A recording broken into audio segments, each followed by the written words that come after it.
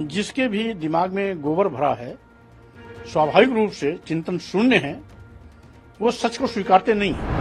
धर्म, जाति, जन्मस्थान, लिंग के आधार पर किसी के साथ भेदभाव नहीं कर सकते हैं। तो हिंदू राष्ट्र की मांग करना न केवल संविधान विरोधी है, बल्कि राष्ट्रद्रोह भी है। पूर्व राष्ट्रपति रामनाथ कोविंद जी को भी राष्ट्रपति रहते ब्रह्मा पुष्कर राजस्थान के मंदिर में जाने से रोक दिया गया। उनको धर्म के ठेकेदारों ने इसलिए अपमानित किया क्योंकि दलित समाज के हैं, यानी ये दलित समाज को हिंदू नहीं मानते। बराबर का अधिकार अगर होता तो देश के दो राष्ट्रपतियों को अपमान के कड़वे घूंट पीने के लिए मजबूर नहीं होना पड़ता। स्वाभाविक रूप से जब हमारा भारतीय संविधान पंथ निरपेक्ष, धर्मनिरपेक्ष अवधारणा पर आधारित है, भारत स्वयं में एक संप्रभु राष्ट्र है। भारतीय संविधान के अनुच्छेद 14 के अंतर्गत हम धर्म, जाति, जन्मस्थान, लिंग के आधार पर किसी के साथ भेदभाव नहीं कर सकते हैं। तो हिंदू राष्ट्र की मांग करना न केवल संविधान विरोधी है, बल्कि राष्ट्रद्रोह भी है। ऐसा करने वाले लोग देश के दुश्मन हैं, क्योंकि हिंदू राष्ट्र की मांग रख करके देश को बंटवारे की ओर ले जाना चाहते हैं। ये मान भी लिया जाए कि सभी हिंदू हैं, तो देश की प्रथम नागरिक, संविधान प्रमुख महामहिम राष्ट्रपति द्रौपदी मुर्मू जी को जगन्नाथ मंदिर में जाने से रोकने का घृणित कार्य क्यों किया गया? इसका मतलब वो आदिवासी समाज को हिंदू नहीं मानते।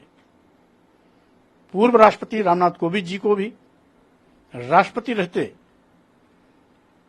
ब्रह्मा पुष्कर राजस्थान के मंदिर में जाने से रोक दिया गया।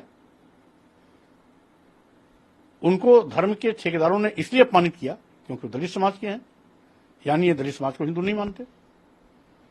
अखिलेश यादव जी तत्कालीन मुख्यमंत्री 5 कालिदास मुख्यमंत्री आवास को जब खाली किया तो यही भाजपा के लोगों ने उसे गोमूत्र से धुलवाया, गंगा जल से धुलवाया। इसका मतलब है कि वो अखिलेश यादव जी को हिंदू नहीं मानते क्योंकि वो पिछड़े समाज के हैं। तो जिस हिंदू धर्म में भेदभाव होता हो वो सबका नेतृत्व कैसे कर सकता है? रही बात सबका नेतृत्व करने के लिए हमारा भारतीय संविधान पर्याप्त है, क्योंकि हमारे देश में विभिन्न धर्म, पंथ, संप्रदाय, संस्कृतियां हैं, जिसका सबका संरक्षण भारतीय संविधान करता है। इसलिए किसी को और ठेकेदारी निभाने की आवश्यकता नहीं। जिसके भी दिमाग में गोबर भरा है, स्वाभाविक रूप से चिंतन शून्य है, वो सच को स्वीकारते नहीं है। झूठ की खेती करने वाले लोग 1000 बार झूठ बोलकर अपनी बात को सच साबित करने की नापाक कोशिश करते हैं, और ऐसे ही मानसिकता के लोग हमारे हर बयान को विवादित बयान करार देते हैं। हिंदू राष्ट्र की बात तो तमाम लोग सारी चीजें हैं। बराबर का अधिकार अगर होता तो देश के दो राष्ट्रपतियों को अपमान के कड़वे घूंट पीने के लिए मजबूर नहीं होना पड़ता। आदिवासी समाज से ताल्लुकात रखने वाली द्रौपदी मुर्मू जी इसकी जीती जागती मिसाल हैं। पूर्व में राष्ट्रपति रहे रामनाथ कोविंद जी भी इसके जीते जागते उदाहरण हैं। अखिलेश यादव जी पूर्व मुख्यमंत्री भी इसी जाति अपमान का दंड झेलने वाले लोगों में शुमार हैं। तो स्वाभाविक रूप से इनका भेदभाव अपने आप स्पष्ट नजर आता है। जब देश के सर्वोच्च पद पर बैठे हुए ये राष्ट्रपतियों को नहीं बख्श सकते हैं, मुख्यमंत्री को नहीं बख्श सकते हैं, तो स्वाभाविक रूप से इनसे ज्यादा घृणित व्यवहार और किसका हो सकता है। तो जिसका ये घृणित व्यवहार देख लिया गया है उस पर कौन यकीन करेगा। हिंदू धर्म के नाम की कोई चीज नहीं है। हिंदू धर्म न किसी वेद में मिलता है, न किसी पुराण में मिलता है। धर्म के नाम पर कभी वैदिक धर्म था, कभी शैव धर्म था, कभी वैष्णव धर्म था, आज ब्राह्मण धर्म है, जिसको ये हिंदू धर्म कह करके आदिवासियों, दलितों, पिछड़ों को अपने मकड़जाल में फंसाते हैं। सनातन धर्म है, ब्राह्मण धर्म तो है नहीं। धर्म ब्राह्मण ही है, इसलिए कि अगर ब्राह्मण धर्म नहीं होता तो केवल ब्राह्मणों का गुणगान नहीं किया गया होता, सबका सम्मान होता। आप देखिए, सापत ताड़त परुष कहंता पूजहि विप्र कहां शब संता।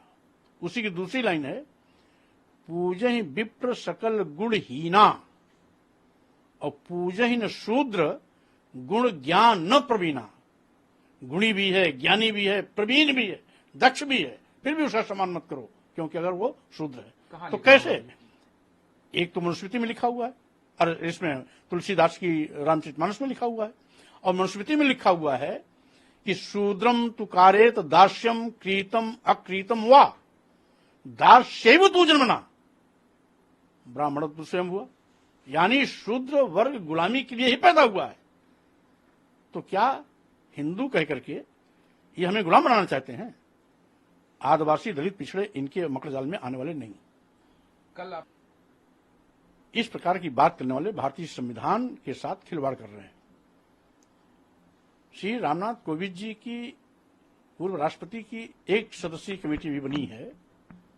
संविधान सभा में देश के जाने माने एक से बढ़े एक विद्वान उसमें शामिल थे। संविधान सभा में लंबी बहस, आम सहमति के बाद संविधान को अंतिम रूप दिया गया। लगभग 3 साल का वर्ष संविधान बनाने में संविधान निर्माताओं ने लगाया। तो इसका मतलब है संविधान सभा में जाने माने देश के जितने विद्वान थे, इनकी नजर में उनकी कोई अहमियत नहीं। क्या संविधान सभा के लोग हवा हवाई बात कर रहे थे? क्या संविधान जो बनी हुई है अभी तक उसी संविधान के द्वारा सारी चुनावी व्यवस्था चलती थी। 1952 में भी वन नेशन वन इलेक्शन की बात सामने आ चुकी, तो अभी क्यों परेशानी है? भाई हम कह रहे हैं, जब संविधान, भारतीय संविधान के माध्यम से सारी की सारी लोकतांत्रिक प्रक्रियाएं आज तक सकारात्मक दिशा में आगे चल रही हैं, तो छेड़छाड़ करने की आवश्यकता क्यों? वन नेशन वन इलेक्शन की जब बात करेंगे तो पार्लियामेंट के साथ उत्तर प्रदेश की भाजपा सरकार की विदाई होगी, यानी मुख्यमंत्री 5 साल के होता है, 1 साल 2 साल में कैसे उसकी छुट्टी कर देंगे आप? तो इसलिए जनता जब 5 साल की किसी को चुनती है तो 5 साल उसका कार्यकाल पूरा होना चाहिए। कभी कभी परिस्थितियां ऐसी आती हैं, बीच में भी असेंबली डिसॉल्व होती है। तो अगर बीच में असेंबली डिसॉल्व होती है तो क्या 5 साल तक चुनाव के लिए इंतजार करना पड़ेगा? लोकतंत्र की हत्या नहीं की जा सकती। संविधान हमारी सभी लोकतांत्रिक परंपराओं के संरक्षण के रूप में आज भी सक्षम है। इसलिए नई कमेटी बनाना ये भाजपा के नेताओं के दिमागी फितरत की देन है। हम समझते हैं ये लोकतंत्र को प्रत्यक्ष अप्रत्यक्ष रूप से कुचलना चाहते हैं, राजतंत्र के रास्ते पर बढ़ना चाहते हैं।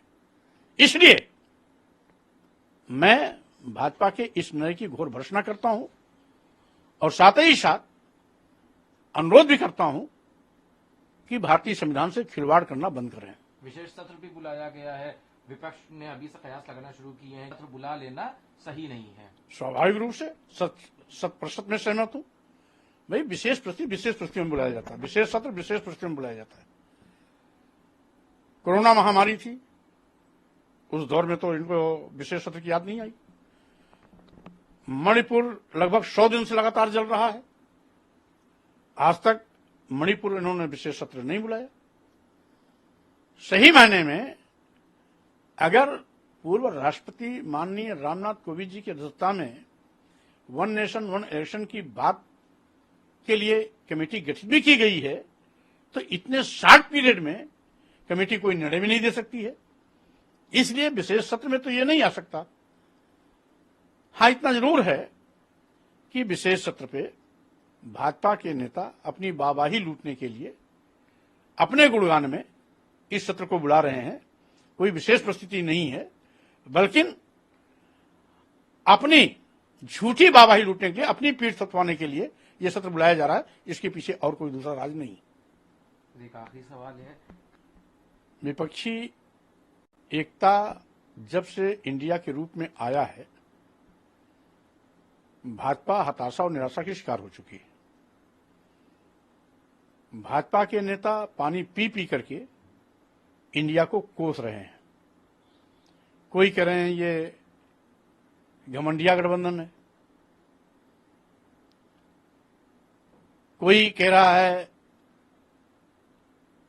अनाप शनाप दुनिया भर के आरोपों की झड़ी लगा करके खिसियानी बिल्ली खंभा नोचे जैसा व्यवहार कर रहा है। हम कहते हैं विपक्षी एकता पहले भी समय समय पर हो चुका है। विपक्षी एकता पहले भी सफल रहा है। ये विपक्षी एकता भी सफल है और भाजपा इससे घबराई हुई है, इसलिए वो अनाप शनाप बयानबाजी कर रही है। ये भाजपा नहीं बोल रही है, इंडिया का डर बोल रहा है, इंडिया का भय बोल रहा है, जिसके नाते भाजपा उठपटांग बातें कर रही है। हमसे जुड़े रहने के लिए हमारे YouTube चैनल को सब्सक्राइब करें और नई वीडियो की नोटिफिकेशन के लिए बेल आइकॉन को दबाएं। अगर आप ये वीडियो Facebook पर देख रहे हैं तो लाइक जरूर करें और ज्यादा से ज्यादा शेयर करें। धन्यवाद।